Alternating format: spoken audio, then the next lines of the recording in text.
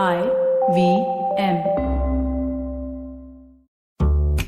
Hi, I'm Rohan Joshi, and on my podcast, the show about crypto, I've been having some pretty cool conversations with industry experts about what exactly cryptocurrency is and what makes it so exciting. If you haven't already, please check it out on the IVM Podcasts Network. Now, a quick shout out to my fellow crypto heads. We've got a listener survey going on, which will take not more than 10 minutes of your time to fill out. So please check the link in the description and help me out by filling it up. Don't forget to tune into a show about crypto on the IVM app and wherever you get your podcasts from.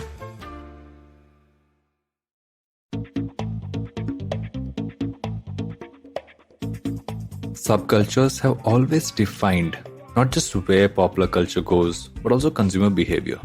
And in recent years, one of the signifiers of this change is what sneaker culture has brought about. Not just with defining style, but by redefining how products are marketed, sold, valued, and even invested into. And while there are many drivers of this culture from an Indian context, one company has focused on not just building on it, but also doubling down on some of its more core cultural pillars. And that's Mainstreet Marketplace. Today, I have their founder and CEO, Vedant Lamba, on Advertising is Dead to talk about all of this and so much more. I'm Varun Duggirala, right back with Vedant Lamba. Going for parties is just so frustrating these days. I mean, your mom will make it a point to come and tell you how her friend's son has secured a house for her, and your wife will also find out that her sister's husband is taking her on a foreign holiday, while you're wondering why you're the only one who doesn't have a plan for the damn future. That's why I never sleep well during the festive time. Unless www.hdfclife.com. Select. Done. You know what? I think I'll sleep rather well after all. Live calm. With HDFC Life, click to protect life. The Income Plus option offers life cover and steady income stream, so you're always ready for any expenses that life throws at you. Basically, this plan lets you plan your expenses like you plan your vacations. It's that simple. Visit hdfclife.com to know more and for terms and conditions.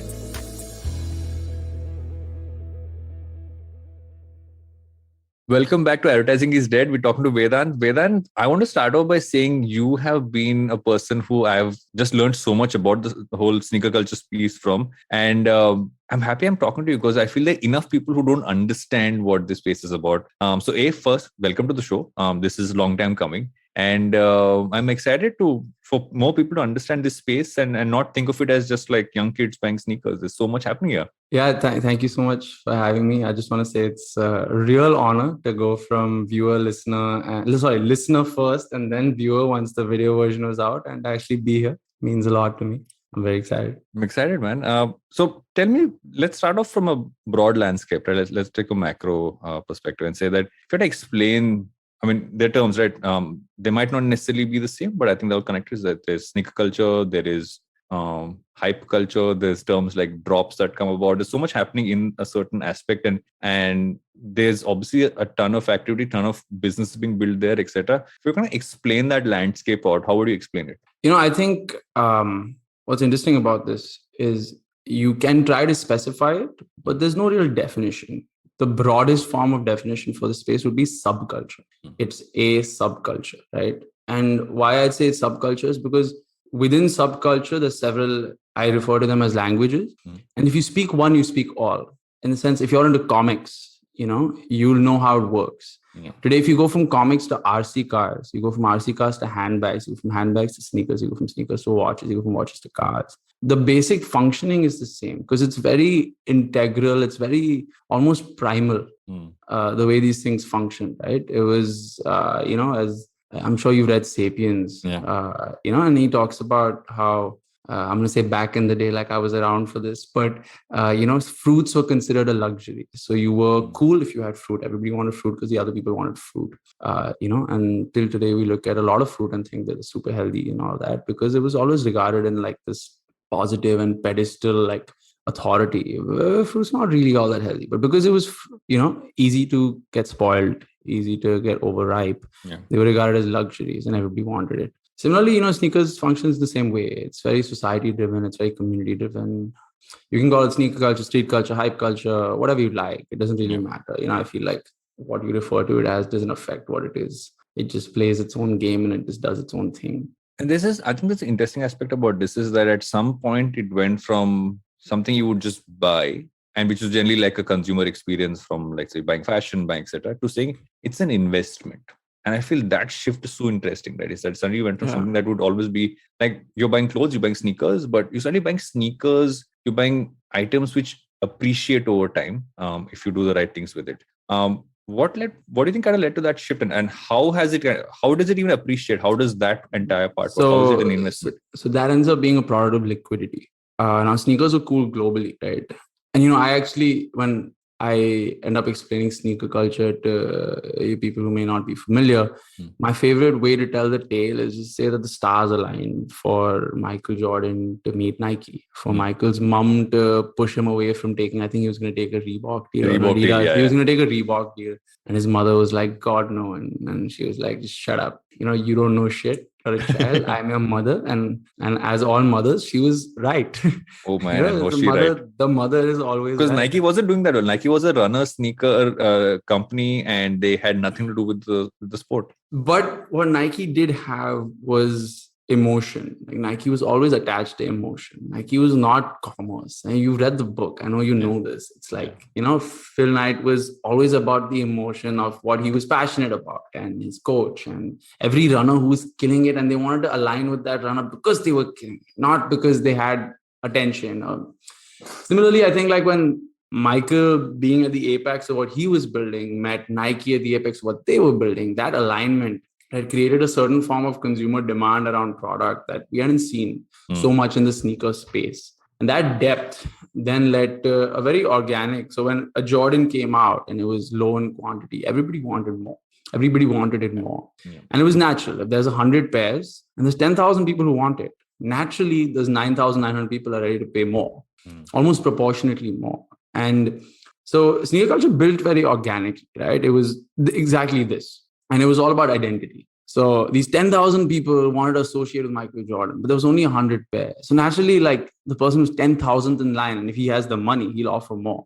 So they started outside stores. And then the internet came about. And, of course, Michael's prowess was spreading worldwide. Yeah. And globally, people wanted to identify with him, but they didn't have the means, they didn't have access. So they couldn't be in that store in the US or somewhere like that and be like, oh, I want this shoe, I'm ready to pay more, because they just couldn't, they weren't there. But then the internet happened, commerce on the internet happened, and eBay said, here's a marketplace, you can sell whatever you'd like. So some dudes who had 10 people standing outside, they're offering them 2x for a pair of shoes, thought, maybe someone in another part of this country would offer me 4x or 5x or 6x. And then some kid in Germany was like, oh, I want to identify with Michael and I can buy this off eBay. Yeah. And things like that. And so the internet helped like bridge that gap. And over those 20, 25 years, it developed strong, and other brands built in this space. And Adidas had their own developments, and Kanye did Nike, and then Kanye went to Adidas, and Kanye did Yeezy.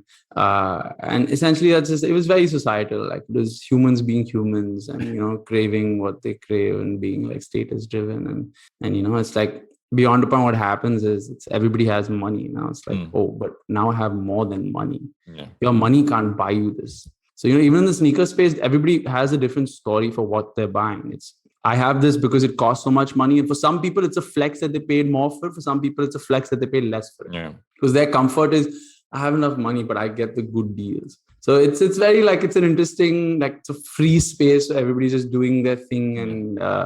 And it's human behavior. That's very interesting about it. And that also explains the entire reseller piece, right? Is that, and I feel that because you're seeing something as almost not just vintage, but you're looking at it saying this is something which is only in limited quantity. So they were not going to make another one. So the only option you have is buy something which somebody else bought, but they've maintained it well, which I think that I remember the first visual, I think it was way back in the day. I think when Ranvijay, I used to work at MTV and Ranvijay was my VJ, and I would go to his house and he would have these boxes of his sneakers or over there. And I didn't understand that. About this house. Yeah, it was this like rooftop terrace apartment where he had like, it was one big room and a bathroom. But he had one corner just for his sneakers. This is like way back. I'm talking like 2007. Now he has like 4 apartments. I heard he has a go down. Someone told me the other day he's got a go down. Multiple apartments. A go down does not suffice, just for the record. And I remember seeing those boxes, and I'm like, okay, why is it in a box? I mean, you wear shoes, you keep them in a shoe rack. And he was like, dude, you don't get it. Let me explain. And I remember him talking to me about it. And I feel that's the interesting part, is that this is an asset, but for a large number of people in the world, they don't understand it as an asset. You wear it and you go out. And so you're just buying more sneakers. I'm like, no. I sometimes joke around saying some of my sneakers are Leia's inheritance. And I get a lot of eyeballs when I say that. If, none of them are valuable enough to be our inheritance today. We never know. Never At know. some point, never know where they might go. But Well, that's why I'm saying this investment bit ends up being a product of liquidity in India. So till a couple of years ago, now we're all seeing it as investment in India because there's enough people around you ready to pay money for it. Till a couple of years ago, it was novelty. It was only I like it. I'll have to travel 10 miles to find one more sneakerhead. And then he has to want the same size and the same sneaker. But the more people wanted, the more people wanted. You know what I'm saying? Yeah. So now because there's enough liquidity, enough people can look at it as investments. There's enough releases happening. You know, Indian, like Nike India and like the Indian partner to the Nike stores, you know, Anand is absolutely like bringing so much value to the space with veg, non-veg and that and the super kicks. And so much is happening. It's amazing. What got you into the space? How you started off at 17 when I would say I had no idea what I was doing in life at 17. You started off a business at 17. When did you start thinking of building a business? I know the answer is very interesting to that one because you've told me in the past. But more importantly, why this space? Why this space? Why did you gravitate why towards this space? You know, I don't know what hit my head, but I think I was like 10 years old and my dad picked me up from school one day. And I used to love, like, I cherish conversations with my father because, you know, he would just introduce me to a fresh perspective on everything in life. And we would talk about phones and then he would explain to me how how factories work and, you know, how they automate things and so on and so forth. And for my 10th birthday, I really wanted an iPod. I was a huge like Steve Jobs fanboy, like die hard. Like when he died and I went to school, everybody was like looking at me like, is he okay? Like it was very clear to everybody that like, I love this man with all my heart. And I think I had a bet with a friend of mine when I was like 12 or 11 that I'll be like CEO of Apple by the time I'm 25. And I bet $1,000 on this, very ambitiously thinking I'll have $1,000 at 25. But so I asked my dad for an iPod. And this is when he first like introduced me to like the story of Steve Jobs. And he was like, you know, who made the iPod? And like Steve Jobs, like started Apple. He got fired from Apple and he started Pixar. And then he came back to Apple and now he's just making this iPod. And I was like, damn, this man like started something so crazy, got kicked out of it, was down on his ass, started something as revolutionary as Pixar and came back. And now he's like, I was like, my God, that level of impact is like, ooh. Very early on, I was like, okay, this is what I want to do with my life. Like, I'm really attracted to impact. So since then, like, there was basically checklist in my head since I was a child. What can you do that can be like a giant business? I remember when I saw someone skateboarding, I was like, there's no skateboarding here. Maybe we should go abroad, find like teachers, bring them here, build like a skateboarding business. I think I was like 10 or 11 when I had this idea. I was 13 or 14 when I wanted to build an app to, you know, demonstrate like magic tricks in a manual. I learned how to use Xcode and I was like, this summer I'm going to publish an app. Never had the work ethic or like, I didn't understand how to follow through because I never learned to study for exams and all of that. I was too busy doing all this dumb shit. When I was 15, when I was 13 or 14, I got obsessed with photography and that became videos. And then I was like, well, I'm going to teach the world how to run like marketing. And then I would go to every like friend, family opportunity and just be like, I can do this for you if you like pay me, you know, whatever. And then I shot like portfolios. I shot like events where like my parents were guests and like I was like a photographer. I did everything that came my way when I was like 13 or 14 to start making money just because it was interesting to me. And I thought, oh, this can be a business. I was 15 or 16, I think I had my first like startup idea. I wanted to build an app that would simplify and automate event management. So it would aggregate resources. Now I think they're all called aggregators. At that time, I didn't know this word, but I wanted to build an app that would be a resource aggregator for the event management space. I spoke to a bunch of event managers and I was like, how does this work? I want to do this and this. And they were like, it's too human in industry. That's why I gave up on that and I shut it down. I remember I had 8 interns. It's quite fun. I had 8 interns sitting in a room and I was like, guys, we're going to change the world. And then that built to my next business and next business. I think by the time I was 17, I had started and shut like 10, 15 businesses, different things. I had Yulu as an idea, shared bikes. I actually saved up money to travel to the US and find like manufacturers. And I met with some guys. You know that electric bike that Casey Neistat rides? Yeah. Super 73. Yeah. I met the founders. I made them What do my you say? pitch. I had a deck. I made them my pitch. It was a very emotional moment for me. This is what I want to do. I want to fix the problem of traffic in India. Because I was obsessed with Casey Neistat. Yeah. So I saved up money and I bought a boosted I'm still board. obsessed with Casey Neistat. Yeah, and I saved up money and I bought a boosted board. And I was riding my boosted board as travel. And it was phenomenal. There was no traffic as a product. So I was like, electric vehicles are clearly the issue. I did a little bit of research. I found that, 3 out of 4 like car rides are within 4 kilometers and they're just one person in a car. And I was like, that's why we have traffic. And I was like, this is how we can fix it. Electric bikes, shared, easy access, low cost, etc., etc. So I traveled to the US. I met manufacturer. Okay, I need money for this. I didn't know how to raise money. Shut that down. Then I had Dunzo as an idea. I called it LDS, was a local delivery system. I was like, these Uber drivers are going across the city and on one trip, they're taking one passenger and they're making only that much money. I said, what if they could carry 4 packages and 5 packages and make 3 times the money, 5 times the money? So I wanted to build that. Again, did not know how to shut that down. Quick commerce back in the day before it was a thing. Yeah, I had so many ideas as a kid that I couldn't build. And now I'm seeing them validated in school. Maybe around like when I was 17 or 18, I was vlogging at the time. I was very inspired by Casey. I was like, I don't have a work ethic and I have no accountability because since 10th grade, I had no accountability. I didn't have to wake up at the same time also every day. So to build back structure in my life, I started daily vlogging. The time when no one was doing it in India, I said I wanted to just every day film my day and make it a video at night. And I did it for 700 days straight. And it was unheard of. And because I was pure English and it was so rapid and so no space for growth. And so it never grew, but I had like this wonderful community of people who just watched and I loved them and they loved me. And it was wonderful. Till today, I get DMs saying, when are you going to start vlogging again? But the idea was to be accountable to the internet.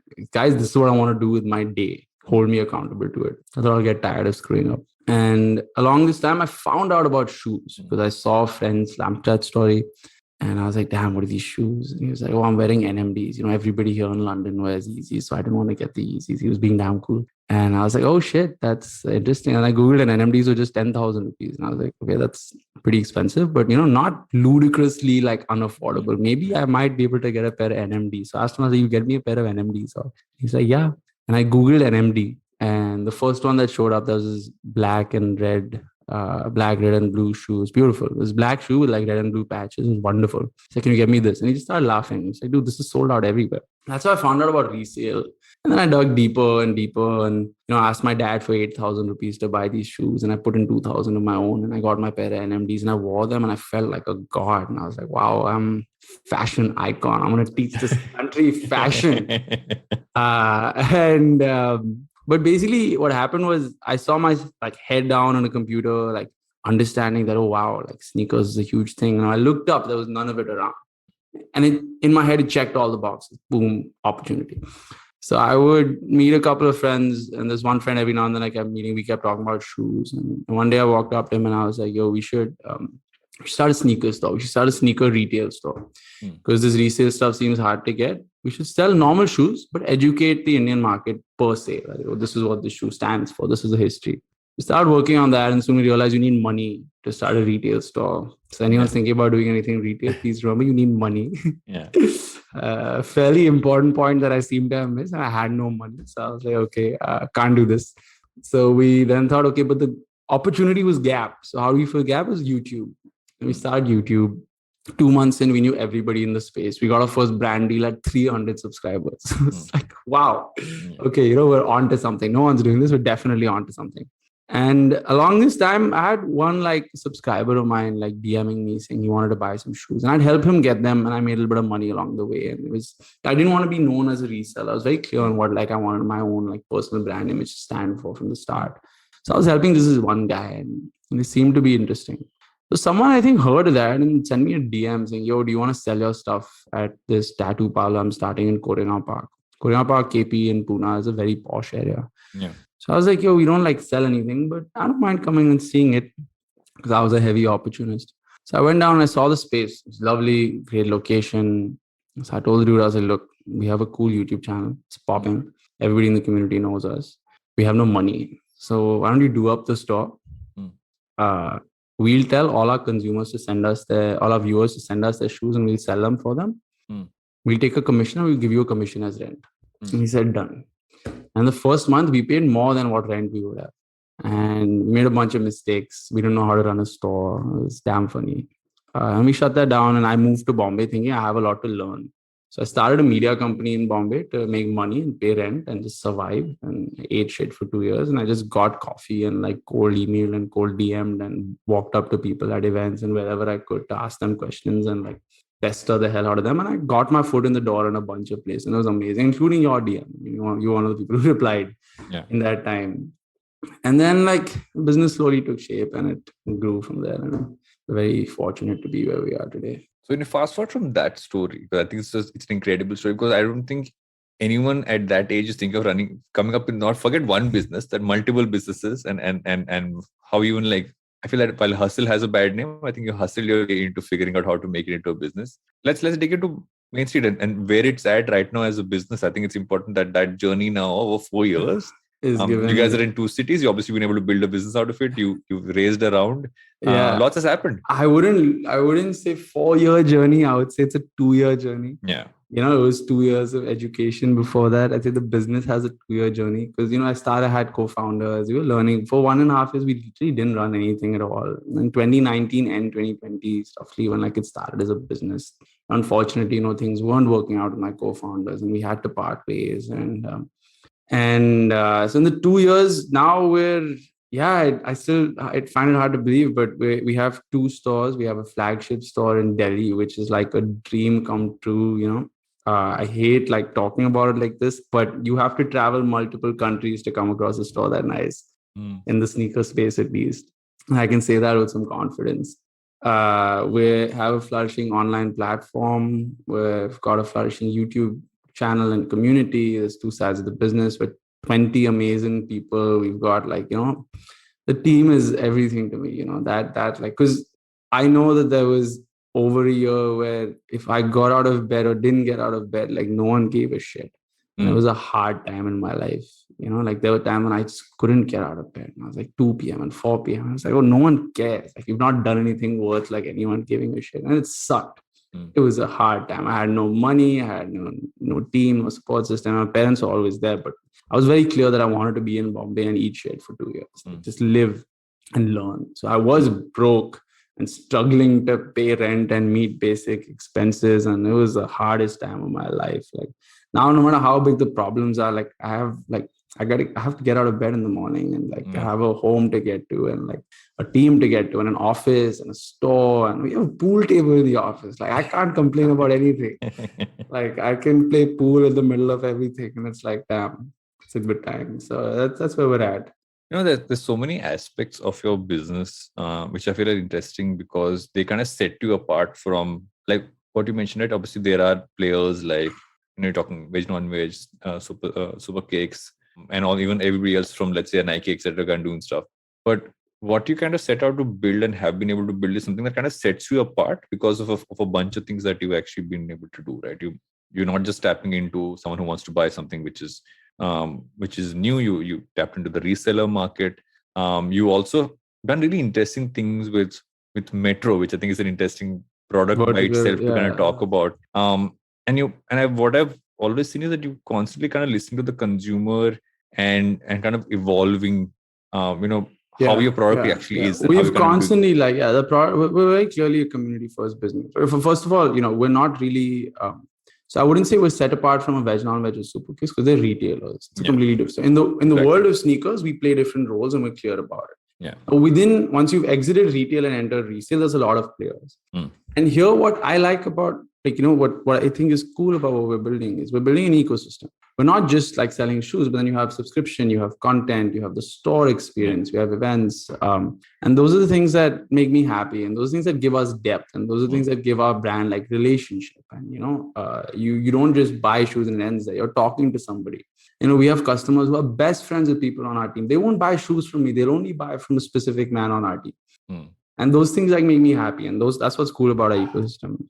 Metro was the product of, again, the consumers. We were listening to them and it was, okay, we want to build this subscription model. How do we sustainably grow something of this sort where people have the opportunity to take home free sneakers? And they love that. Explain that again. Explain how Metro is a works. Premium subscription to our business. You pay a certain amount of money within a fixed window. And now you have 1 month of access to better deals. You have that entire amount as stock credit when you make a purchase. And for the people who subscribe within that time, we run a free giveaway. What's cool about this is it solves for the depth of this market in India. So the Indian consumer market for resale is not that deep because ASP is like 30,000 rupees. So it's hard, or even 10,000 rupees, it's hard. Yeah. So we run Metro at 99 rupees. Now for 99 rupees, you can be a follower, you can be an enthusiast and engage with the space and, get a bunch of perks. It's disposable income for a larger group of people. And people love it. Like a couple hundred people a day participate. We're talking to thousands of people a month who are who are participating and involved in trying to, win free shoes. And then of course, access other benefits and perks and things like that. So it's very fun vertical of the business. It gives us a lot to play with. Yeah. I want to ask about some of the other pieces as well, but I know we need to go in for a break. So I'm going to quickly do that and come back. But I'm going to dig into some of the verticals a little bit more. I think that's super interesting. So we'll be right back with advertising instead. $100. That's all it takes to begin your journey with Bitcoin and Ethereum. No, really. With CoinSwitch, you can start investing in over 100 cryptocurrencies with just 100 rupees. On top of that, there are zero charges for deposits and withdrawals, so you can trade, buy, sell, however and whenever you want. All of this, plus their extremely intuitive interface, makes CoinSwitch the perfect app for beginners in the crypto space. But don't take my word for it. Just download CoinSwitch for free and try it out for yourself. If you'd like more information on cryptocurrencies, tune into A Show About Crypto with me, Rohan Joshi, my new adventure on IVM Podcasts. CoinSwitch, kuch to badlega.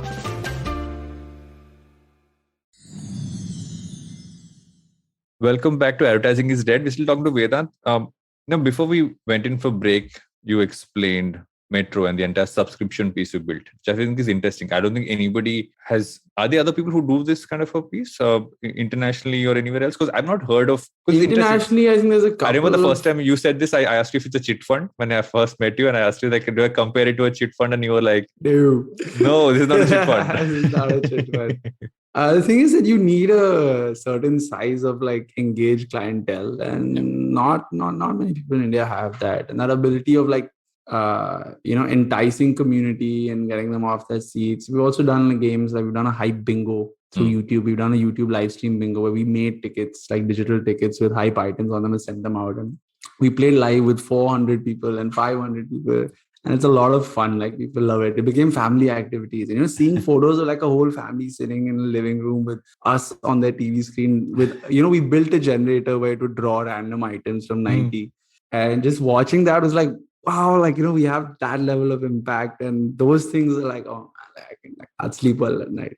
I think that's super interesting. Just not to just engage consumers, but also kind of build yourself into very different space, right? Because like I said, it's interesting that you're playing in multiple areas, but this is almost distinctive to how you guys operate. And I think even the other part is that you always evolve the platform basis what you've kind of been hearing from your consumer. Right? So if you talk about, let's say, from like 2-3 years ago to now, how have you seen the consumer change? How have you seen the person who's actually buying stuff from you? How has that person changed? So volume has grown, right? So I was telling about liquidity. There's a lot more people want. So a lot more people are spending. People will buy what other people want. So if other people don't want it, especially like lower tiers don't want it, you don't want to buy it. Because when you buy it and wear it out, you want people to look and be like, wow, it's a cool shoe. 2 years ago, if you bought it, no one would know.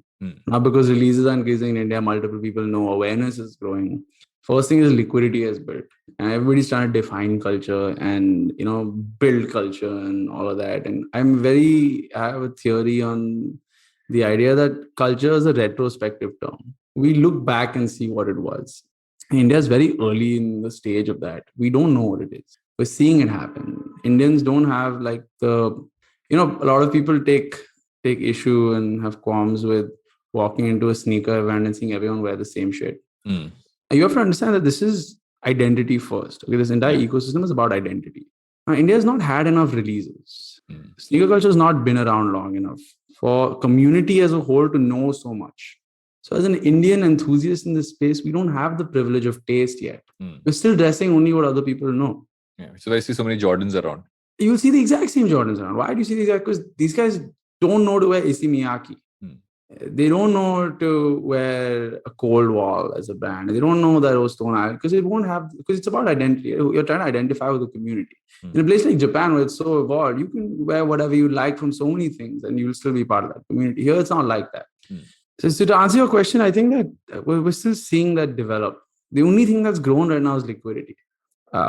And that's great, but now we'll see where it goes next. It's I'm very excited to just watch. I keep saying that I'm very grateful to have front row seats at this at this entire situation. And then on the other end, since you are on the front seat of this, what are you seeing as almost interesting ways in people are developing this? Right, is that as you're looking ahead, what do you think are two things? What is an opportunity for someone to kind of build a career in this space? Also, what's the opportunity for businesses to kind of tap into? So resale as a side hustle or main hustle is very profitable, ludicrously profitable. I know a lot of people who are doing it regularly now and making solid money. It is a simple product of watching the market, watching releases. There's two forms, right? Like in the stock market, there's IPO and then there's just trading, right? And then there could be day trading and there could be your long-term investing. There's not a lot of opportunity for long-term investing because sneakers only grow so much. But in terms of monthly swing trading, weekly, all that, there's plenty of options in the resale space. First thing I would say in terms of building money here is just applying for every retail release. So retail releases most times happen by raffle or first come, first serve. First come, first serve is a luck situation. You wake up on time for the release, you show up on the website, either you get it or you don't. Raffle is you fill an entry and you're told you've got it and now you can just get it in your own time. This happens 2 to 3 times a week. You do this 2 to 3 times a week, you have a chance to almost double your money at least once. So that luck situation is just done. That can be a side thing. Next, I know people who go outside stores and when the release happens, everyone who's got it, these guys go and offer money right there to people and buy. And then make another 30% on that and so on and so forth. The career opportunities are endless. It's very deep though. You have to again be an enthusiast. You have to do your research. You have to know what you're buying. You shouldn't be blind about it. And then there's different layers to participating, right? You could start a store like we did. You could have an Instagram page. You could be selling just to people on WhatsApp. The core element is having people who are buying from you. You could sell to sellers who have clients so you can get quick money. And each person plays a different role. You have to be clear about what you're doing. That's the only thing that is important here. One of the things I think that's also helped is that once you saw anyone who's a celebrity, anybody who's kind of got a following, starting to follow, like you said, we're in an early stage of this becoming part of culture. I think one of those things happened when you suddenly saw, let's say, actors, you saw singers, everybody else kind of wearing this as well. But I'm guessing that as you kind of talk about a consumer like that versus someone who's hustling it out, being in that queue to kind of get that thing in. On your end, how do you make sure that what's really going out there is authentic products, that it's authentic in terms of you guys have been able to run through it properly? What's the kind of process you generally look at to kind of get out there? Especially, let's say if you're dealing with someone who's on one end it's a high-end celebrity, but even on the other end it's someone just come to line up outside the store. How is that process work? For us, it's everybody, right? There's an input process which involves checks. So every item that enters our space, our warehouse, our store, whatever, has to go through a check. Who it's come from, where it's come from, what it is, whether it's legitimate. It starts with the smell of the shoe, goes down to every detail. Whether it's legitimate or not. We're just in the process of developing these tags that while they're on the shoe, the liability is ours. You can check it, and if it's proved off, we'll take it back full, this thing. But we are very thorough in our process because security is everything here. It's all about trust. So we know who we're buying from at the start of it. We know who is selling to us, where they're getting it from. And now that community, so as much as liquidity has grown, it's not so much that it could be fully automated. So right now there's a lot of that trust situation involved, but we're fully more than anything, the trust we give our consumers are always here. You have a concern, we're here. If something wrong, we're here. We're not going anywhere. So we take care of you throughout. And today you buy it, it's all good, but you want to sell it. You want something else. It doesn't fit you. We're the only ones who will be there. I'm using writing. Any other seller will be like, sorry, it's done. That's it. So I got my money, you got issue. This is the end of it. I can't help you. Unless there's profit. First, God knows how much money we spend and how much time we spend is helping people. And that is why we've developed those relationships and that brand value, right? Those are the things that make us, and that's very clear to us. It's very clear to them. That's what matters. One more thing that I've noticed is that you never wear any of the stuff that you guys do sell, and I find that super interesting because the assumption would be you have your pick. Um, but what I've seen in reality is that you choose to wear the most, how do I put it, nondescript. Nondescript. Yeah, no, that's actually a great observation, right? It's very constantly nondescript. Over a couple of years, I was like, okay, what do you want to wear? It was a few nice things that I really liked. And I built that collection over a couple of years. I had some clothes and I had a little bit off taste, but it was, I liked my things. And one day I was like, like as promoter of this business, as it was developing, as I found myself networking in Bombay, it was I'm representing what we stand for. And if my taste becomes the comparable to what we're doing here, that might be restrictive. So I don't want you to see me wearing a 2 lakh rupee Jordan and think that's the cap.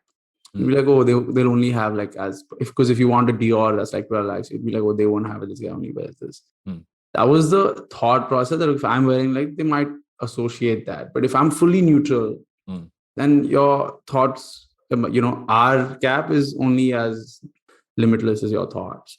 We have whatever you want. That was the base idea. And then there was the idea that I don't care so much right now. I don't want to think so much. I don't want the financial burden of it. I sold all my stuff and I invested in a stock portfolio. It's just overnight. And everybody's like, what are you doing? Like, why are you like this? And then I got a few hoodies and t-shirts made for myself that are all plain colors. And that's all I wear every day. It's very simple. Like, it saves me time, thought, packing when I'm traveling, everything. I wear the same pair of shoes to the gym. I wear the same pair of shoes to the fanciest party I'm going to. I wear the same pair of shoes everywhere. And I wear the same hoodies. Like, there's one hoodie. I had two. I lost the other. There's one hoodie. There's 2 crew necks and there's 4 t-shirts. And there's one pair of pants that I wear every day. And it's beautiful. My life is amazing. I'm so happy with it because they fit me perfectly. They look good. Or at least I think so.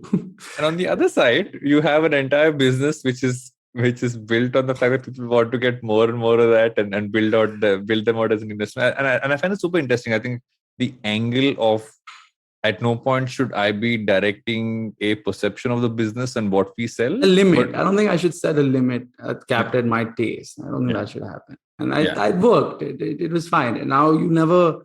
Every now and then, like, oh, what do you wear? And they look down at my shoes. They won't think that, oh, they don't have nice things. So what are you wearing? Not like, oh, those are nice, but I don't like them. That doesn't come up. Everybody hates my shoes. So it's fine. That's it. Now it's just that everybody dislikes what I wear. So it doesn't matter. You'll never think it's anything to do with what I'm wearing. It worked, is what I'd say. And looking at the entire space, I think globally, especially with players like StockX, etc., right, which actually kind of took this entire piece and built it up into an entire platform play. And kind of building it towards, I mean, it's almost tech-enabled in the sense that how people are reselling. Of course it is. It's super tech-enabled, yeah. What are you seeing as bigger evolutions? I think that too, like, what are you seeing as spaces into which what you're doing can kind of go into? One is obviously going in NFTs, adding and NFTs, and there's the digital part, and the fact that Nike even bought, I forget the name of the company who they bought. Artifact. Exactly. Do you know it was called Artifact? I thought it was RTFKT. Even I thought RTFKT. Yeah, now it makes a lot more sense, no? Artifact. Oh yeah. I kept calling it. I called it RTFKT a few times. Even I did. I also did. But someone said Artifact, and I was like, that makes so much sense. That makes so much sense. Yeah, I was like, shit. So what are you excited about this? Where the space is kind of evolving and where you kind of looking to tap into? When the NFT conversation comes up, I'm just like, we've been doing the same thing with shoes. Like, it's literally the same thing. And I was just on the blockchain. So I'm very excited to see that build. And, StockX has just built an incredible product with putting sneaker NFTs on the blockchain. And I'm very excited to see how this brand value we've built translates into a consumer connection in the form of our own, like, private label of just, it's not merch, right? We're trying to see if we can build a brand within, and we're calling it Mainstreet Gear. This is an early sample, and we're releasing very soon. But I'm very excited to see that because to someone who's always selling other people's things, the question is always, what is it that your brand is worth? Because I'm looking at manufacturing dudes, and I'm like, wow, you're making money. Like, you're literally like printing money. Like, we're manufacturing money. It's amazing. So I'm very excited to see that. And then, of course, in the tech space, I'm very excited to see how we can build on the NFT space in India, globally. Very excited to now finally. So we've been super bootstrapped in terms of tech as well so far. We're now deploying some interesting tech on the back end and front end over the next couple of months. I'm very excited to see how that translates. I know the Indian market now has more liquidity. I don't think it's enough to auto scale and blitz scale, so to speak. And then the whole product market fit situation, I don't think is the thing in India in the sneaker space yet. I think it's getting there. A lot of people are trying to build it, so that's validation. More than anything, I'm really excited to just build our content business. I love it. I think it's a lot of fun. And I think that's where the relationships are really like deep. People are watching us weekly and like talking to us, and we're talking to them, and that's getting fun. You do a lot of fun stuff on the content side, right? I think especially for spaces like this, one part is just education, because of people who want to know more, you're educating. On the other end, you're kind of also helping someone who might not even be able to buy right now, but wants to kind of participate in some way. You're kind of giving them something to do. And obviously someone who's a buyer also gets to engage. So how do you guys kind of structure yourself on the content side? I mean, how do you kind of build things out? So, one way you could look at it is as the top of our customer acquisition funnel. We've acquired some massive customers through our content, but we don't look at it like that. We don't treat it like that. We don't play it like that. For us, it's clear it's a separate business. Content is a whole different division. We're doing something else with it. So now we're, in fact, just monetizing it. We're talking to brands. We're doing some interesting brand deals. What's cool is, as a content business, we have the privilege of a commerce partner, a commerce sister concern in our marketplace. So we don't have to do whatever brand deal comes our way. We choose the brands we want to work with. We choose the content we want to create and build the brand that we want to. And that's very fun. And because we treat it as a whole separate vertical, it plays out differently than the rest of the people in this space. And we're seeing that value. We're one of the biggest, sneaker creators in the country. And the biggest sneaker creator in the country is, he's on our team, Karan Khatri. So we're excited to dive deeper into just developing this ecosystem of things that we have going on here and playing with the community, basically. So when I actually look at broad-based, and this is why I kind of started off the conversation we're talking about, kind of breaking down the different segments in it, is that content's obviously a huge play, will continue to be, because in many ways, I think content kind of plays such a core part about anything that is going to become part of culture or is part of culture. You're not just looked at it from a revenue sense of, okay, we're not just retailers where you can kind of come and buy something. You're actually you're also a reseller. You're also doing so many things with Metro and everything else. Now, if you pack all of that together, how do you manage to do all these things as an entrepreneur? Because you are obviously, it's almost like you have multiple businesses combined into centered around one space. Yeah. So it requires a lot out of someone to be able to do that. I would say it's not a lot of sleep, and it's not because I'm working. It's because I'm always stressed. Because you're always putting out fires. You're always putting out fires. I actually had this problem when I was 17 and I started Mainstreet. It was my third active business at the time. I was running 3 businesses, and I had a internal desire to flourish. And I had this idea that I could also. I thought it was very possible, and then I learned you can't, and I shut down to focus. And now here also I'm constantly struggling with it, and I'm trying to reduce the number of things we do all the time. But these are 3 things that just built us to being core to what we are. And it's about, I think, the right delegation. I'm learning to do all of those things slow and steady. And of course, sometimes one does well, the other suffers, and that happens.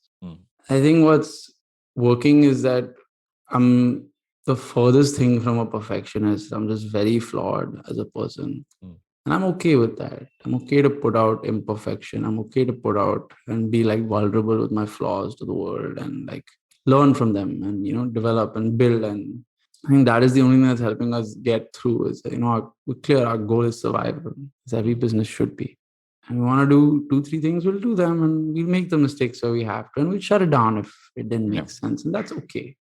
We're human beings. We're fine to make the mistakes. And what do you look for when you're hiring people? What do you look for in people kind of come in? Because especially because you function a certain way, and I find this super interesting. When someone's an entrepreneur and they're building a team, they obviously have a certain way of functioning and a thought process, and oftentimes that translates into you hiring in a certain way, and some things work and some things don't. But what do you look at today when you hire someone? So right now, the thing is that with my lack of experience in any sort of work structure, in any sort of educational space and all of that, for me, like emotion, philosophy, these things are very important when I'm hiring. I need to hire people who think the right way, or people who are filling a very specific manual role that then gives me time to develop that psyche. So our team is very philosophy oriented. Everybody's aligned as to what we want to do in big picture. So the goal is not to teach people how to do their jobs. Very few people on the team actually have like a detailed scope of work and workflow and all that. But everybody knows what we want to do. Yeah. So they're all geared to be decision makers. This worked very well for us so far. But now as we're scaling to the next step, where I'm learning, I'm doing a few operations like management courses. I'm just hired like a very great head of operations, and I'm sitting with him and we're learning together and we're making those mistakes together and we're trying to tighten those things up. But we made the mistakes of also hiring by experience and CV and qualification, and then learning that, oh shit, that was a mistake. I think philosophy is a big part of hiring in early stage startups. And tuning for decision making as opposed to training for workflow. I would say that's important. And we're seeing that work wonders for us.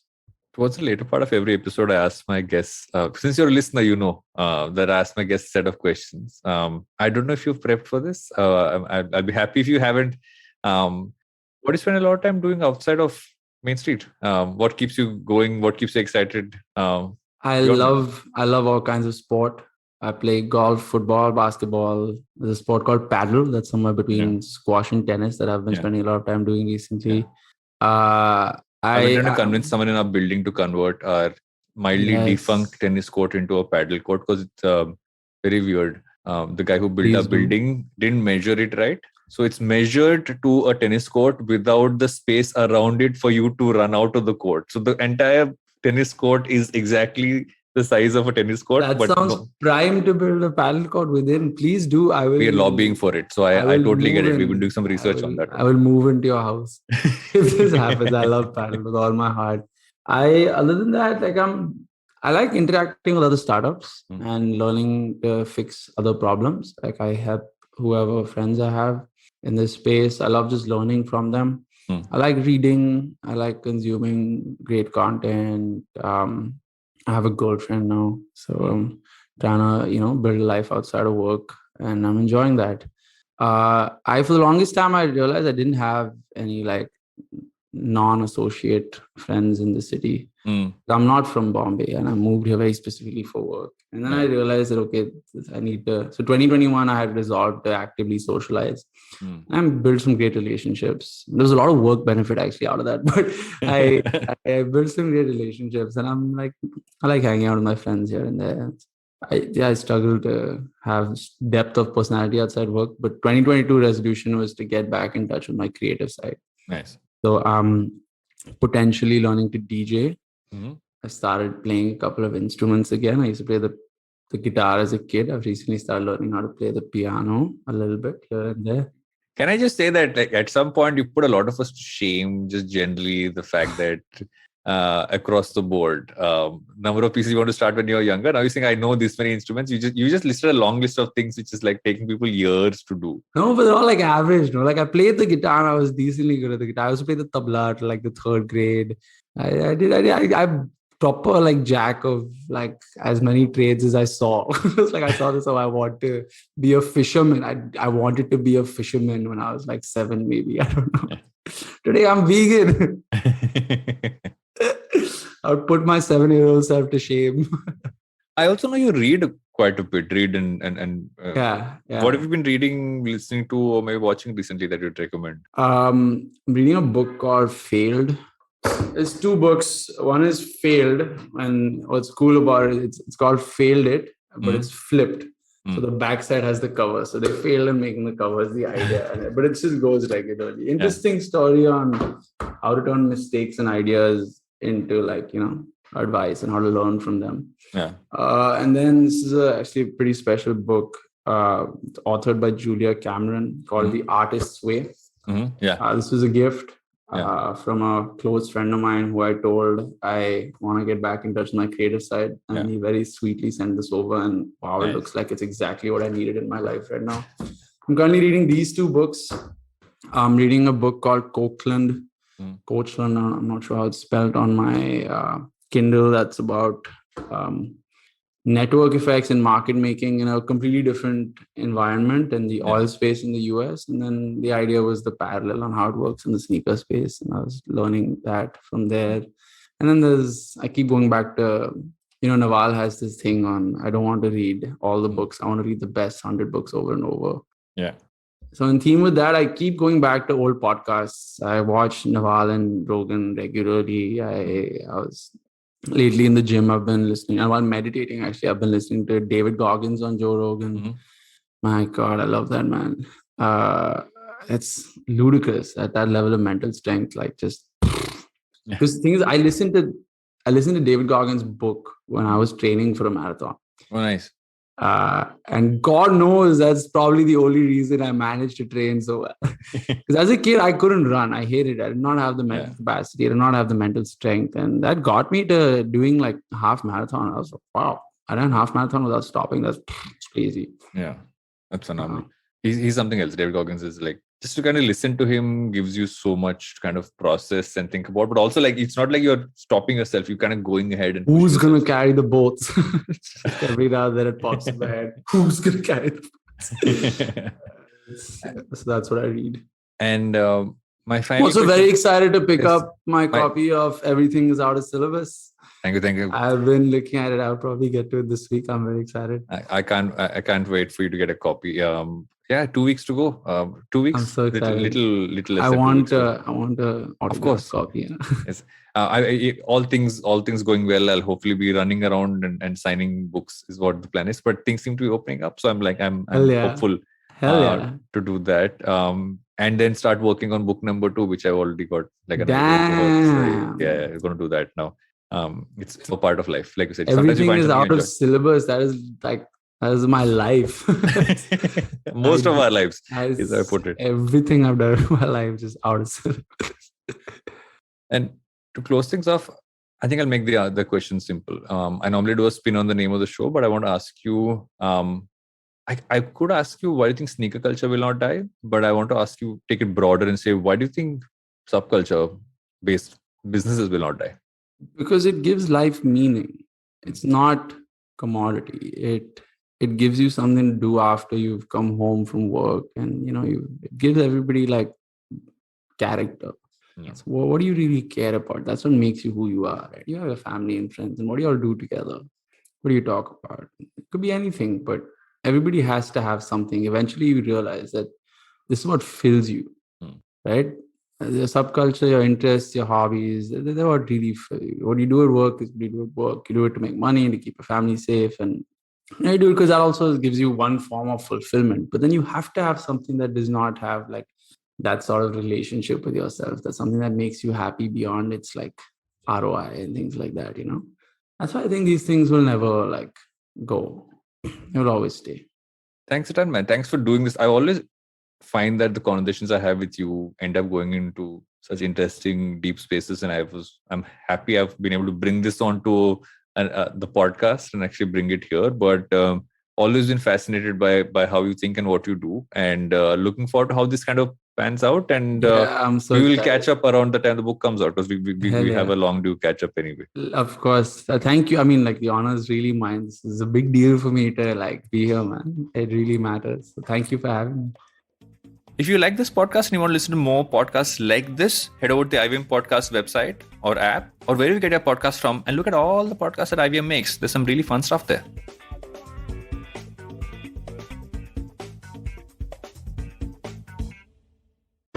Hey everybody, it's been another great week on the IVM Podcast Network. On Think Fast, Namit Potnis, a good friend of mine, founder of Drumworks, joins Varun and Suchita. He talks about all things NFT and shares a few tips on investing. On Paisa Vaisa, Anupam and Devina Mehra, founder at First Global, discuss the outlook for the Indian equity market in 2022. On the Filter Coffee podcast, Karthik talks to author Rashna Bisht about her book, 1971 Charge of the Gorkhas. On All Things Policy, the Takshashila folk contemplate the need for Indian health services in current times. And on Say No to Drama, Chetna pulls down the curtain around nostalgia and teaches us how to live in the present. Do follow us on social media. We're IVM Podcast on Twitter, Facebook, Instagram, and LinkedIn. Also, please do tell a friend. It really does help us when you spread the word about our podcast. And I'd also like to ask you if you could rate or recommend wherever you listen to our podcast. And speaking of where you listen to this show, if you're on an Android phone, do check out our new Android app. We have a brand new app with a brand new listening experience. Definitely check it out. I think you will enjoy it. And finally, we'd like to thank our sponsors this week, Bank of Baroda and CoinSwitch Kuber. Thank you so much for making this possible. Love fighting? We've got you covered. Check out our show, The Fighting Goat, where we, the voices of the internet, Arjun Chipalkatti and Somesh Kamra, bring to you crazy weekly action on your favorite combat show, The Fighting Goat. Be it commentary, breakdown, predictions, analysis of styles and techniques. And of course, your round of favorite fighters. You can listen to us every Thursday on the IBM Podcast app, website, and all major podcast streaming platforms.